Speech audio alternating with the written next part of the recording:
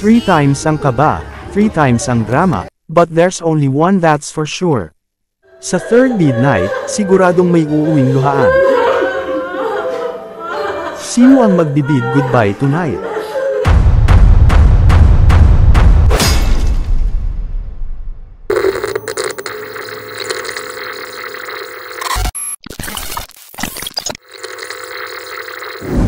Last week, sinubukan ng bawat districts na maging biggest loser, and it shows. Kung sino-sino ang may will to persevere at mga tatamad-tamad to push themselves to the limit. At dahil dyan, 6 sa 24 content creators ang nasama sa weakest list. Weakest content creators this week: Kate Kaber, Joreza, Ryle, KD, Jade, Kate Lescano. Alamin natin sa kapwa content creators nila kung sino ang niligtas nila. Ang bid to save ko po, si Kate Joreza. Kate Kaber. KD. Si Kaber po. Kate Kaber. Si Kate C. Kate C po. Mami Joreza. Kate C. Ngayon, let's find out kung sinong mga sisis naman ang gusto nilang pauwiin. Ryle Lestan. Si KD. Jade. Si Ryle. Kate L. Si Jade. Jade. Ryle. Ryle. Kate Lescano. Ryle. Si Ate Joreza. Ryle. Jade. Si Kuya Ryle. Si Ate Joreza. Kuya Ryle. Jade po. Buong-buo ang tensyon sa mga content creators. Siguro kaya ako nasali sa Wiki 6 kasi report card. Problema ko talaga kasi is yung time management. Kung sakali man na ako yung masisend home, mas gagalingan ko pa sa labas. Aminado naman ako na may pagkukulang ako. Sabi nga nila na tahimik daw ako, ganyan. Kung bibigyan man po ako ng chance na mag-stay dito, I can do more better. And kung isa man po ako sa masasend home, siguro ipapakita ko pa rin na mas gagalingan ko pa. Feeling ko po kaya ako napunta sa weakest 6 dahil sa mga shares ko po mababa, uploads ko po mababa. So bilang isang nakakalungkot man isipin, pero ito yung reality. If ever masend home tayo guys, pagpapatuloy ko na lang siguro muna yung pag-aaral ko, doon na lang muna ako magpo-focus. Lagi ulit ako sa weakest because I don't belong here.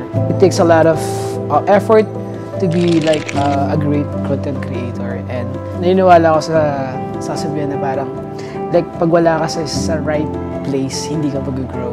Wala namang nawala sa akin. I gain a lot of friends here, of course. And for me, all of them are my friends. But sana kahit nasa outside world is we're still friends.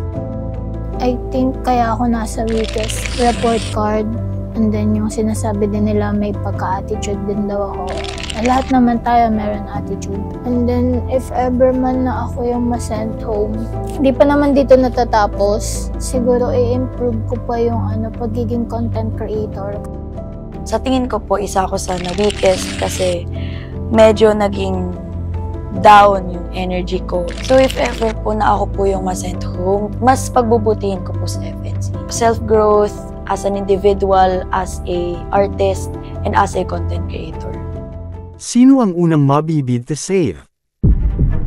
Ikaw ang unang bid to save ngayong gabi. Kate Lescano.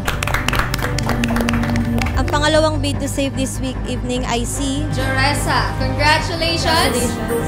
Jade! In-announce na rin ang unang sisi na mapapauwi. I'm sorry, pero ikaw ang kailangan magpaalam tonight. Ryle!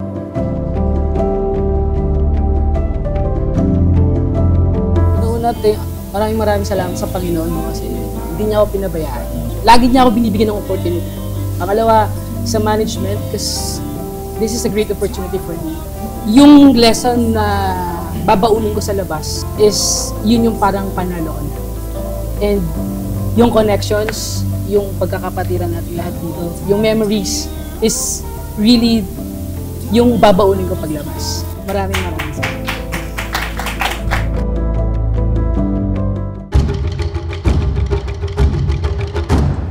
Bagong content creator na papasok sa mansyon ngayon ay si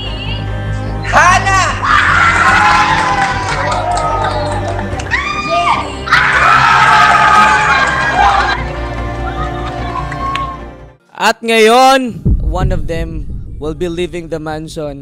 Ang huling ligtas ngayong gabi ay si Katie! I woke up cold and out of touch. The photos and the memories will never be enough.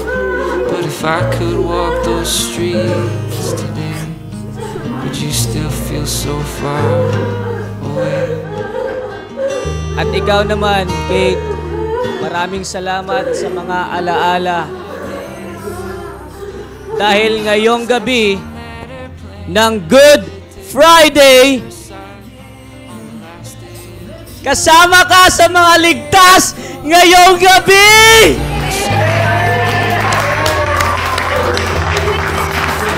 You are also safe, Kate Kapper. We are so happy. Kinabahan kayo, no? Ako din eh. Thank you so much sa pagmamahal at support na binibigay ninyo. Hindi inaasahan na must save si Kate Kapper this week. Patunay lang yan na anything can happen sa Talk Mansion. The rain never stopped reminding me of you. Our newest content creators, Hanabi and JD.